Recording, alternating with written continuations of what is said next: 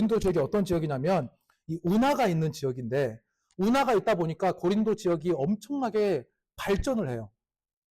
많은 문화가 거기에 이제 함께 이게 공생을 하고요. 많은 사람들이 거기에 왔다 갔다 하면서 뭐 이제 상업적인 일들을 하면서 상업과 교통이 정말 이렇게 활발하게 이루어지는 지역 중에 하나가 그 고린도 지역이었어요. 그러다 보니까 너무나 사람들이 풍요로웠어요. 그리고 사람들이 잘 지낼 수 있는 여건들이 만들어진 그 곳, 그리고 많은 지식인들이 그곳에 참여하면서 오가면서 지식들을 함께 나눌 수 있는 곳이 어디냐? 고린도 지역이었어요. 그런데 그러면서도 여러분들 아시겠지만 잘 사는 지역에 거지도 많아요. 잘 못 사는 사람도 많은 거예요. 그러니까 빈부의 격차가 엄청나게 큰 지역이 어디냐? 고린도 지역. 그러니 바울이 그곳에 교회를 세울 때 얼마나 힘들었겠습니까? 어디에 포커스를 맞추고 어디에 타겟을 맞춰야 될지 너무나 힘든 거예요. 설교를 할 때 성도들의 그 수준과 그 듣는 그 위치에 따라서 설교의 수준이 달라지거든요. 그런데 바울은 엄청나게 지식인이었고 당대에 뛰어난 사람이었음에도 불구하고 자기는 정말 어려웠다라는 거죠. 그럼에도 불구하고 바울은 그 지역에 교회를 세우기 위해 힘쓰고 애썼습니다. 정말 힘쓰고 애썼어요. 그런데 그 지역의 문제가 뭐냐면 사회적인 그 여러 가지 문제 중에 하나가 파벌이 심했어요. 뭐 교회 안에서도 파벌이 너무 심한 거예요. 장로님파, 권사님파, 집사님파, 목사님파 중에 담임 목사님파, 부목사파, 반주자파, 뭐 성도파, 뭐 이런 파들이 막 엄청나게 생겼어요. 쉽게 얘기해서 그렇습니다. 성경에 더 정확하게 나왔거든요. 그런 파들이 생기니까 바울이 어디에다 포커스를 맞춰야 되고 이거를 어떻게 하나로 만들어야 될지를 모르겠다라는 거죠. 그러면서 성경에도 써요. 너희들이 이렇게 됐다는 걸 나는 안다. 그렇지만 너희들 그렇게 하면 안 된다라고 써요. 그리고 불륜을 통해서 음행한 사건들도 많고 법적으로 치열한 사건들도 너무나 많아요. 말도 안 되는 사건들이 법적으로 싸우고 하니까 이게 사회적인 혼란한 것들이 어디로 오냐면 교회를 가지고 오는 거예요. 성도들이 그것들을 다 교회로 가지고 오는 거예요. 그 교회 안에서 막 혼동을 일어나게 하면서 교회가 뒤죽박죽 돼버렸어요. 그런 교회를 세우는 사람이 누구였냐면 바울이었어요. 정말 바울이 너무 대단한 것 같아요. 거기서 하라고 하면은 저는 못할 것 같아요. 정말 어려울 것 같아요. 그렇지만 바울은 그런 힘든 여건과 힘든 교회를 향해서 뭐라고 하냐면 하나님의 교회라고 해요. 고린도 지역에 있는 거기의 교회를 하나님의 교회라고 해요. 여러분 이게 놀라운 사건이 바울이 처음 기록한 언어이고 단어예요. 하나님의 교회. 교회를 하나님의 교회라고 지칭한 게 바울이에요. 하나님의 교회가 어디냐면 고린도의 너희 지역이다. 우리 1장 2절 한번 읽었으면 좋겠습니다. 고린도전서 1장 2절 시작. 고린도에 있는 하나님의 교회 수 안에서 거룩하여 지키고 성도라 부르심을 받은 자들과 또 각처에서 우리의 주 그래서 우리의 주 대신 예수 그리스도의 이름을 부르는 모든 자들에게 고린도 교회에 있는 하나님의 교회, 바울이 정의하는 하나님의 교회가 정의가 뭐냐면 이거예요. 예수 그리스도 안에서 거룩하여진 성도라고 부르심을 받은 자, 부르심을 받은 성도가 교회래요. 그리고 예수 그리스도의 이름을 부르는 모든 자, 이게 하나님의 교회라는 거예요. 그러니까 하나님의 부르심을 받은 자와 하나님의 이름을, 예수 그리스도의 이름을 부르는 자가 하나님의 교회라는 거예요. 그러니까 하나님의 교회의 정의가 이거예요. 하나님께 부르심을 받아서 하나님의 전에 와서 예배하는 우리가 하나님의 교회인 거예요. 우리의 입으로 하나님의 그 예수 그리스도를 주로 시인하는 사람들이 있는 곳이 하나님의 교회인 거예요. 그런데 우리가 때로는 내가 어쩌다가 여기 와 있지? 이럴 때가 있어요. 나는 누구, 여긴 어디? 교회 왔는데, 큰일 났다. 집에 다시 가야 되는데. 딸내미가 갑자기 전화가 와요. 문자가 와요. 겁이 났잖아요. 그러면, 딸을 먼저 생각해. 여러분, 이런저런 생각하다 보면 좀 번잡할 때가 있잖아요. 여기는 공감을 안 하시는 것 같아요. 제가 말씀을 준비를 잘못했나 봐. 아무튼지 하나님의 부르심을 받았다라는 것이 얼마나 큰 축복인지 여러분 아셔야 돼요. 내가 하나님의 부르심을 받아서 이곳에 앉아있다는 것만으로도 큰 축복인 거예요. 하나님의 은혜를 받았다는 게 뭐냐면 내가 내 의지대로 주님의 귀한 전에 왔지만 이 또한 하나님의 부르심으로 하나님께서 선택하셔서 인도해 주셔서 이 교회에 와서 내가 하나님께 예배하고 찬양할 수 있다는 것, 이게 얼마나 큰 특권인지를 우리가 알아야 된다는 거예요. 그러면서 우리가 노력해야 될 게 뭐냐면 내 입으로 예수 그리스도를 주님이라고 시인하는 거예요. 나의 주님, 나의 구원자 되신 예수 그리스도 시인하면서부터 뭐가 일어나기 시작하냐면 우리 마음 가운데 하나님의 역사하심과 하나님의 일하심과 하나님의 계획하신 모든 것들이 나타나지기 시작해요. 그러면서 하나님의 교회가 되어져 가는 거예요.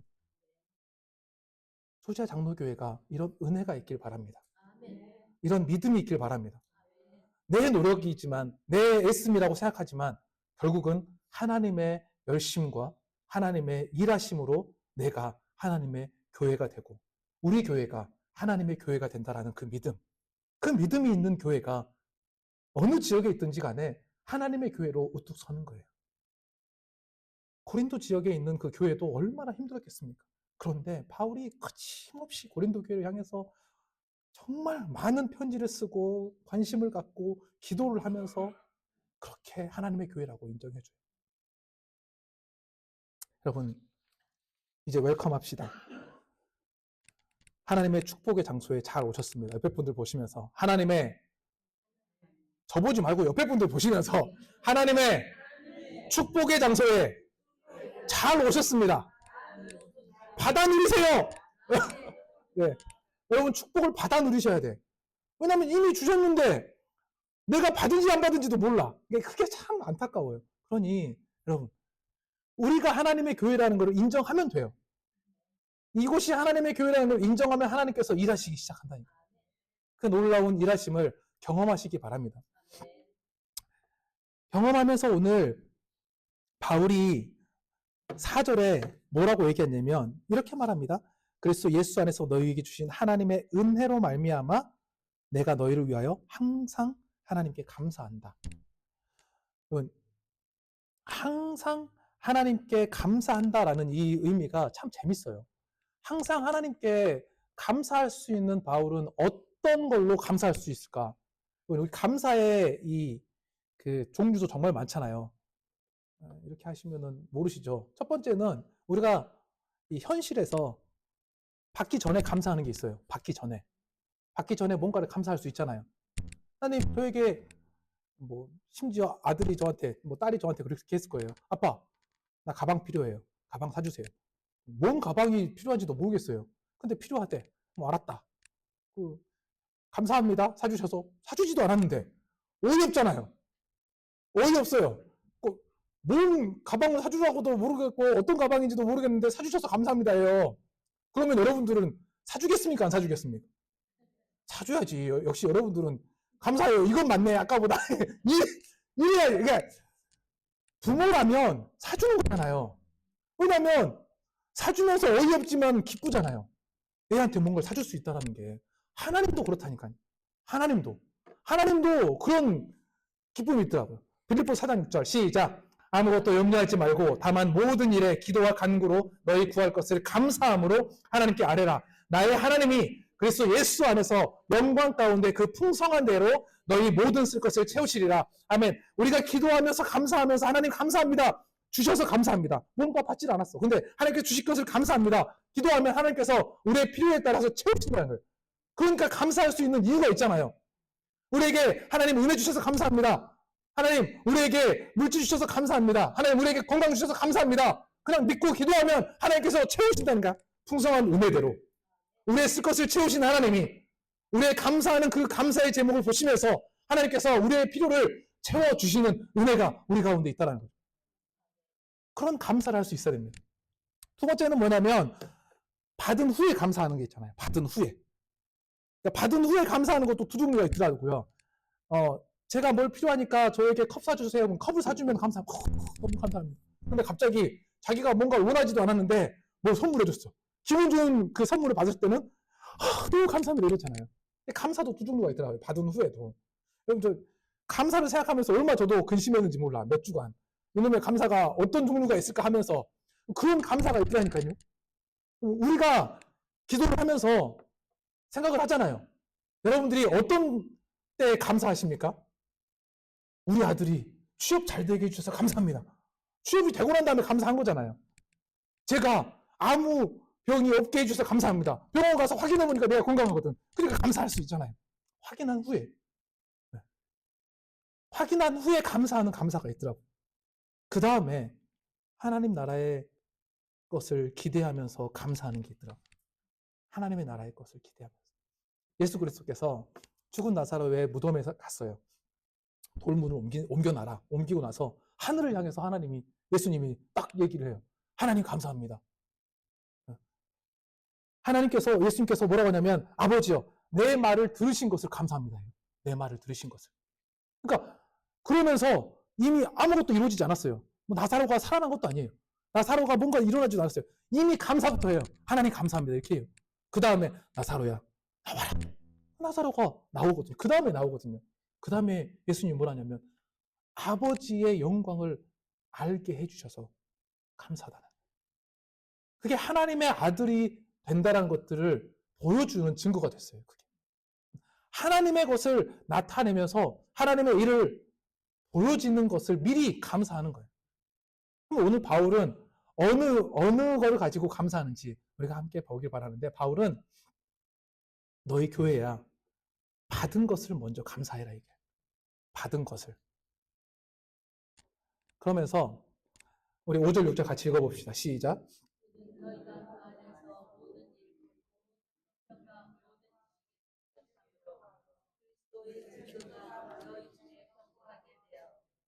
네, 견고하게 되어 얘기하면서 이는 너희가 그 안에서 모든 일과 모든 언변과 모든 지식에 풍족하였다.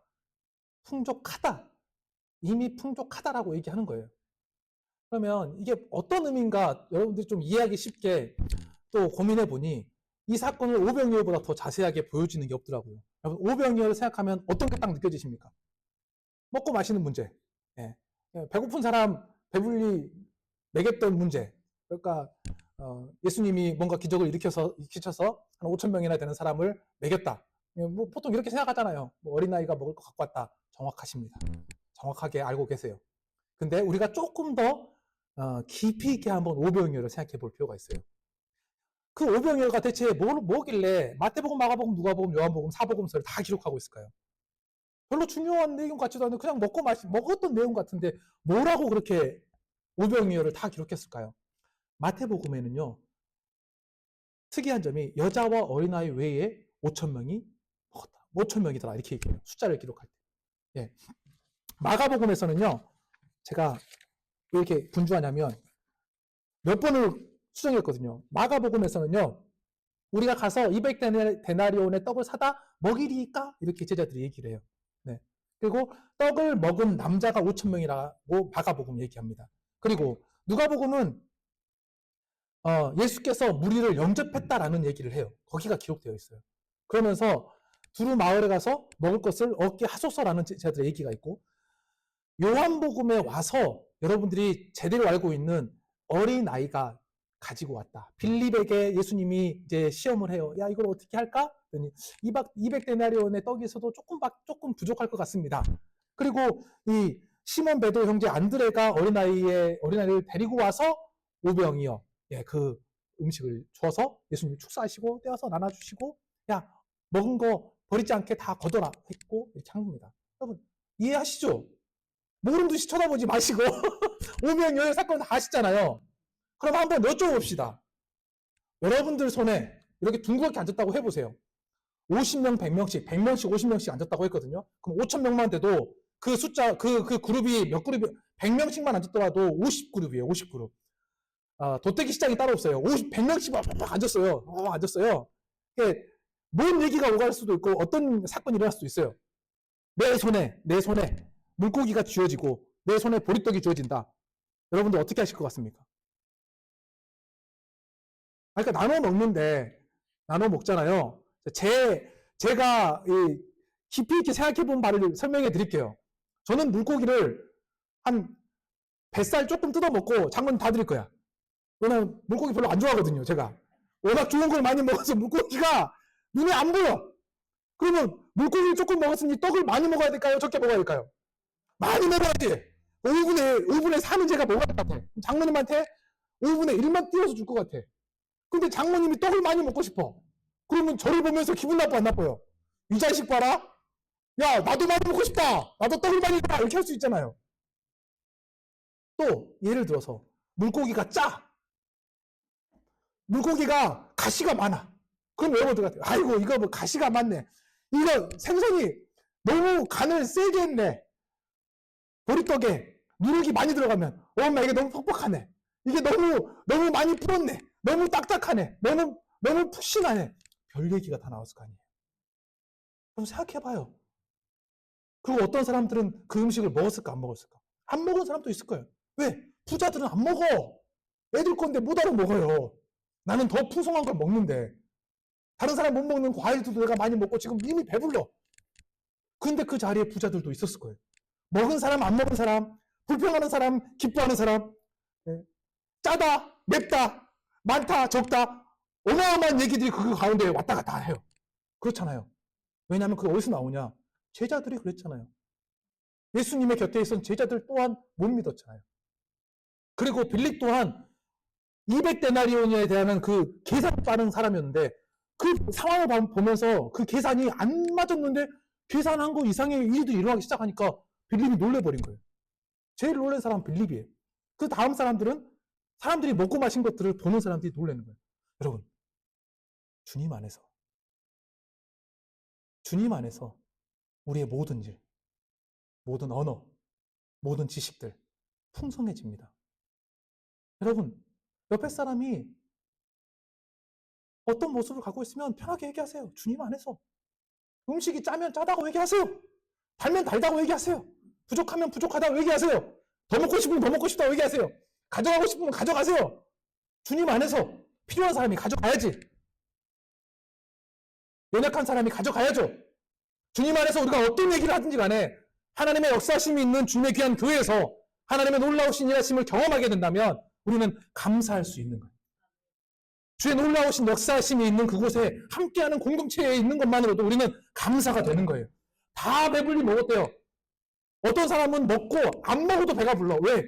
그 먹고 즐거워하고 행복해하는 모습을 보면서 즐거운 거잖아요. 그러니까 저도 적게 먹는다고 뭘 하지 말고 네? 그럴 수도 있겠구나 하고 생각해 주시면 되잖아요. 그렇죠? 저럴 수도 있겠구나 하고 생각하면 되잖아요. 주님 안에서 주님의 귀한 교회 안에서 하나님의 역사심이 있는 이 교회 안에서 우리가 어떤 일을 당하든지 간에 하나님께서 일하실 것을 기대하는 교회 안에서 이미 우리 가운데 역사하신 하나님을 믿는 그 믿음이 있는 성도들의 입에 놀라운 축복이 여러분들의 입술을 통해서 나타나시기를 주의 이름으로 축원합니다. 그럴 때 놀라운 일들이 일어나는 거예요. 놀라운 역사들이 일어나는 거예요. 그것들을 바울이 본 거예요. 이미 너희는 그런 교회다. 이미 너희는 그렇게 은혜 받은 교회다라는 거예요. 이미 하나님의 역사하심이 있는 교회다. 하나님께서 일하시는 교회다. 하나님께서 너희들에게 풍성하게 주신 교회다. 하나님의 일하심을 믿어라라는 거예요. 그리고 감사해라. 감사하십시오. 사랑하는 성도님들, 참 어렵죠, 그래도. 그럼에도 불구하고 우리는 하나님을 온전히 의지하면서 나아가야 됩니다. 두 번째는 바울이 앞으로 받을 것을 기대하면서 얘기해요. 함께 읽어봅시다. 시작.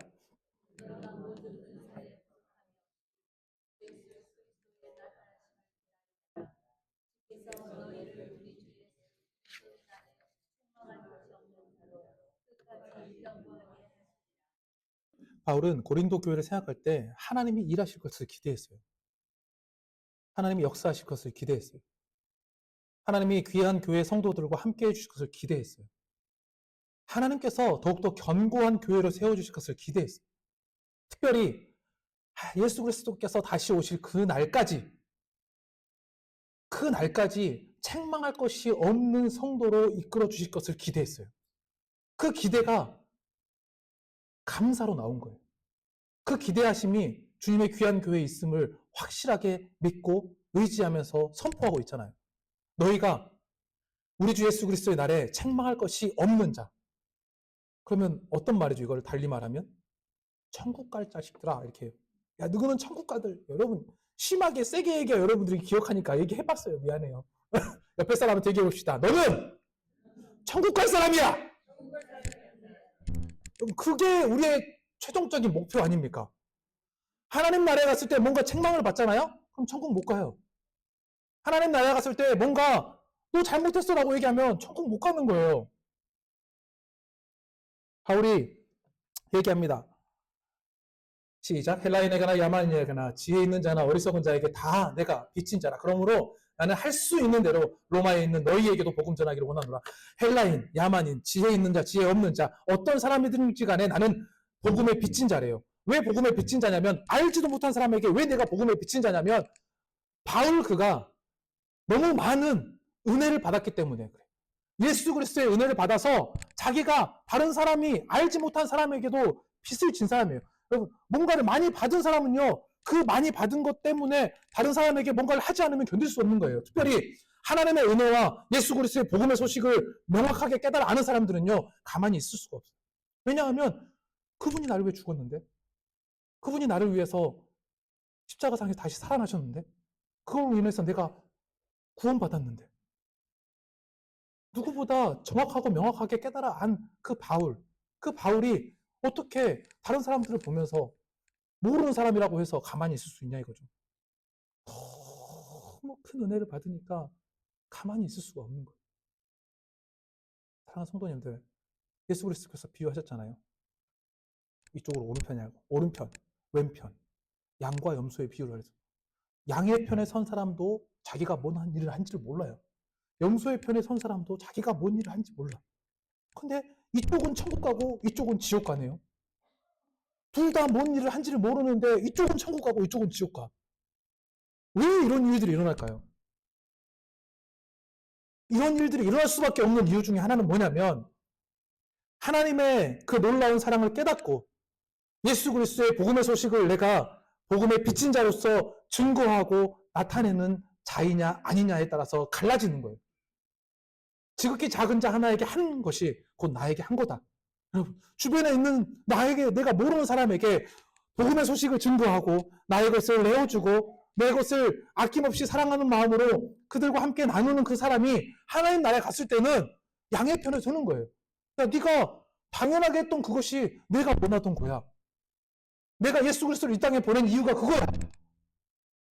너로 알게 하려고, 또 네가 그렇게 행동하게 하게 하려고 내가 그렇게 보낸 거야. 네가 하나님의 교회에서 하나님의 교회의 교회인으로서 성도로서 바르게 살게 하기 위해서 내가 그 일을 한 거야. 바울은 그걸 알고 내가 빚진 자라잖아요. 그러니까 어떤 사람이든 간에 내가 복음의 소식을 증거해야겠다고 이야기하지 않습니까? 하나님의 나라를 기대해야 됩니다. 우리는 하나님의 나라에 곧 가요. 아까도 제가 말씀드렸죠. 4월 금방 되고 5월 금방 돼요.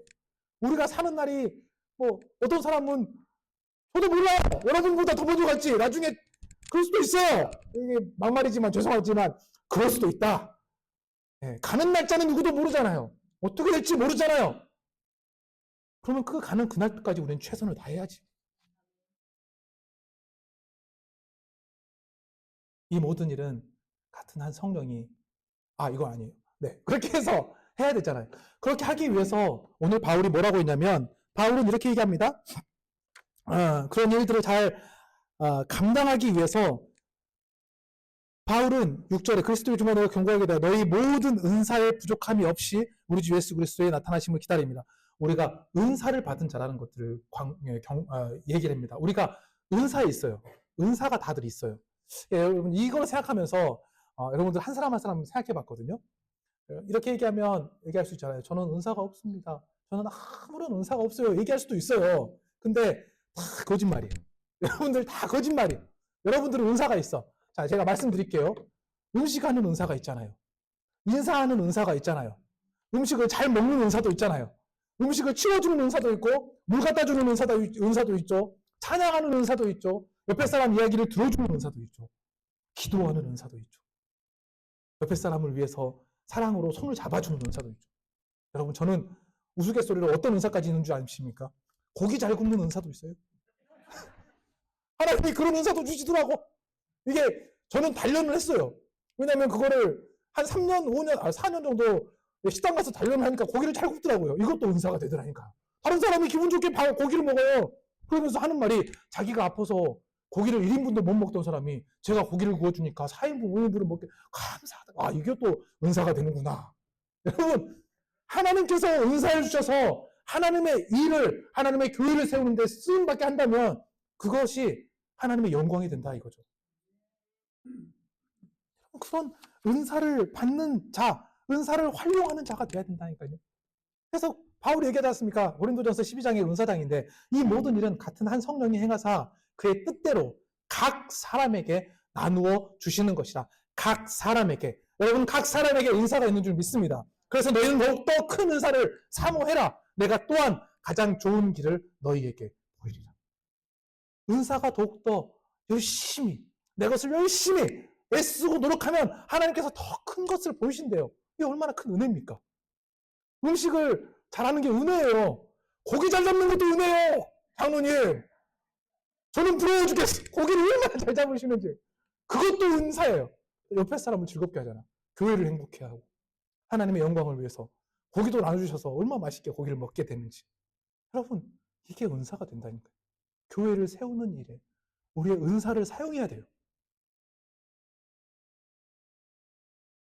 사랑하는 성도님들, 우리는 무슨 공동체일까요?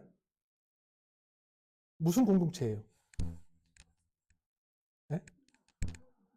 네. 저도 몰라요, 한문은. 근데 생사고락, 날생, 죽을사, 쓸고 즐거울 락, 생사고락. 진짜 감사합니다. 정확해. 우리가 낳았잖아요. 우리가 죽을 수도 있고. 쓰다는 게 뭐냐면 이 배멀미와 차멀미 같이 이렇게 이게 막 이렇게 머리가 헤드하는 그런 것들도 있고 속에서 막 쓴물이 올라오는 그런 쓰고 쓴 그런 일.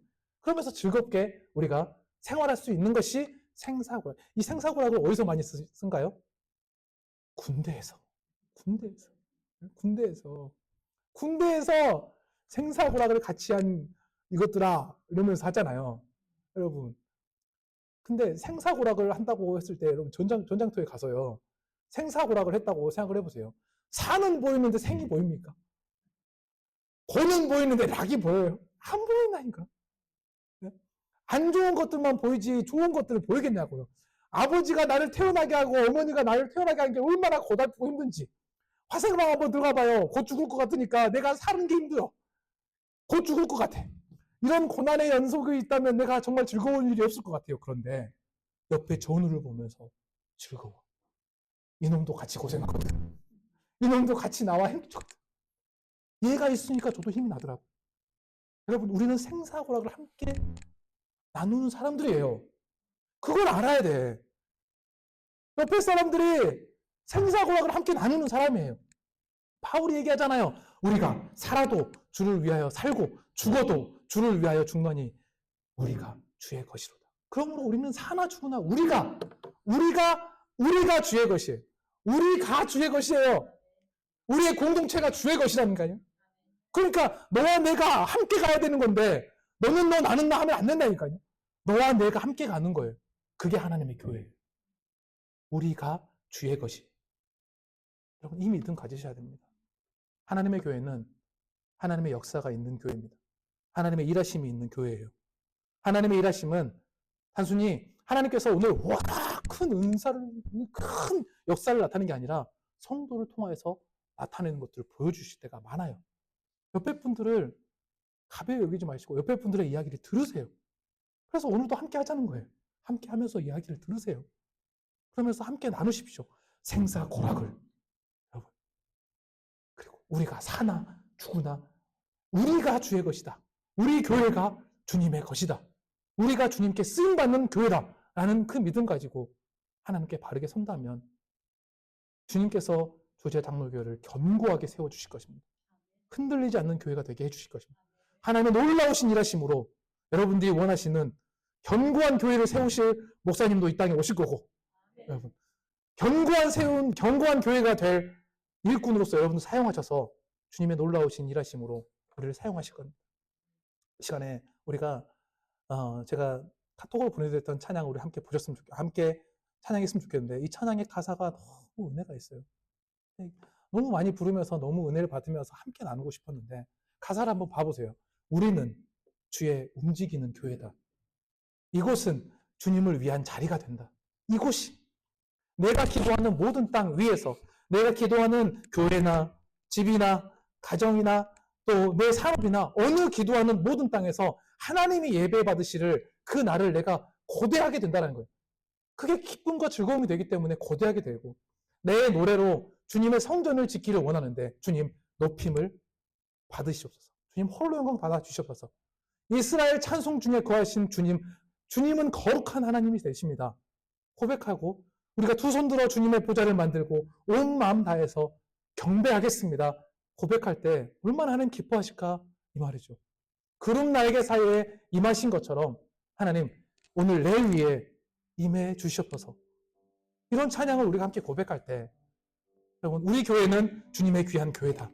하나님의 교회다라는 것들을 고백하시면서 함께 찬양하겠습니다.